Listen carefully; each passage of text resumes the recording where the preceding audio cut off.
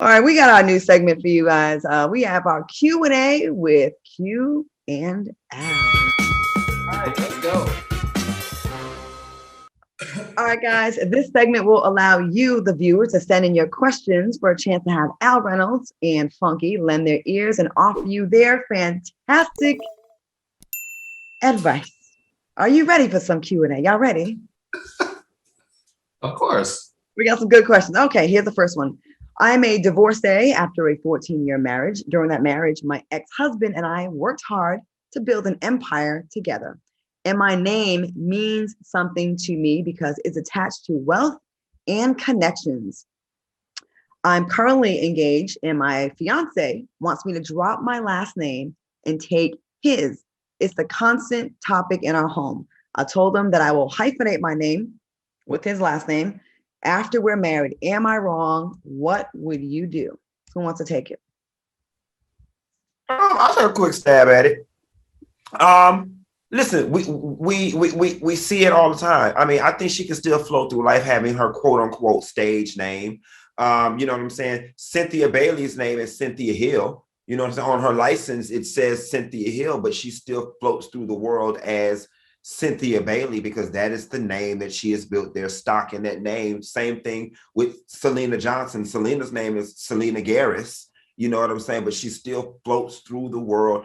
Candy's name is Candy Tucker, but she still floats through the world as Candy Burber. So you can still be Shanita Washington, you know what I'm saying, in the public and let your license say whatever it need to say. But I think in getting married that you do need to take that man's name, even if you hyphenate it, you do need to take that man's name. Okay. All right. Al?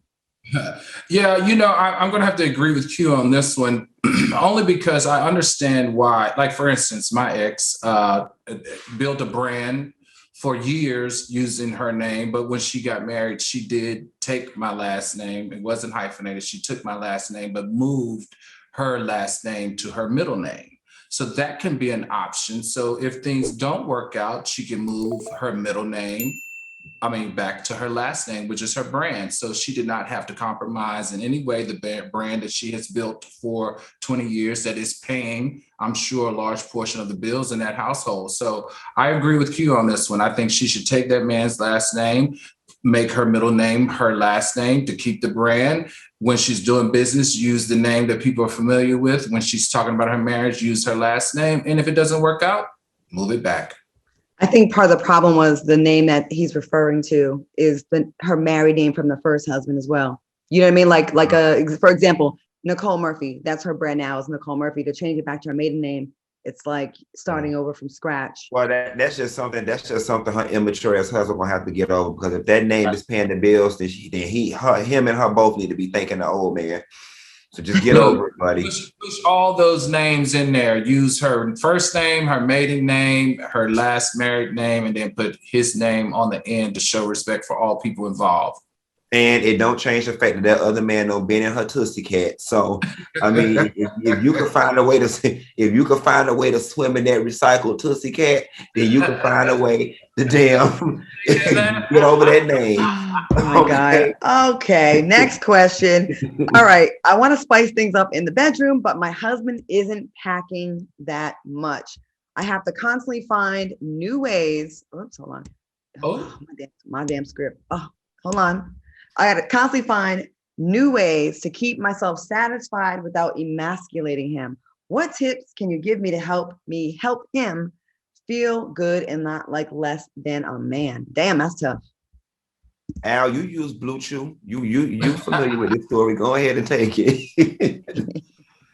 Oh, this is a really tough one. I think in this particular situation, I don't think there's anything wrong with introducing alternative pleasure methods like toys, extenders, anything that's going to help you satisfy yourself and help him keep his confidence to want to satisfy you. Because I promise you this, the second that man feels like he can't please you and that you're not being sexually satisfied by him, that marriage is going to go far, far, far left. I can promise you that. So don't be afraid to use toys. A lot of families, and I don't know if this is African-American female or not, but a lot of African-Americans don't really use toys in the bedroom.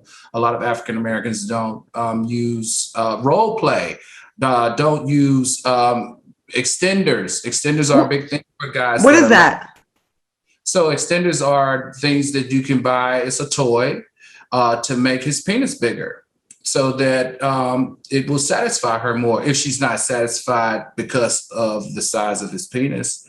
Or use dildos or any other method. Shit. Listen, I in this particular case, you can also do swinger parties. You can use other methods. Invite somebody else in the bedroom to satisfy your woman sexually if he's not sexually satisfying you. I think at the end of the day, have an open and honest conversation with your man. Don't hide anything from him. And I'm sure you can come up with a very amicable solution.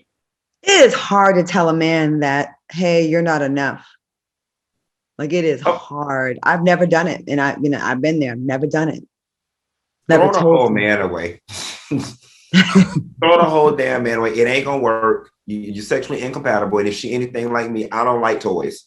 I don't. I've tried them. It's just not fun. I want the intimacy of that body-to-body contact with the instrument that you got. Throw the whole man away. We got to go to commercial, Claudia. I know. I was about to. We're going to take a quick break. And when we throw the man away. Well, I'm going to throw you away if you don't let me go to commercial. Okay, go ahead. We'll be right back in 2 minutes. Stick around. We'll be right back.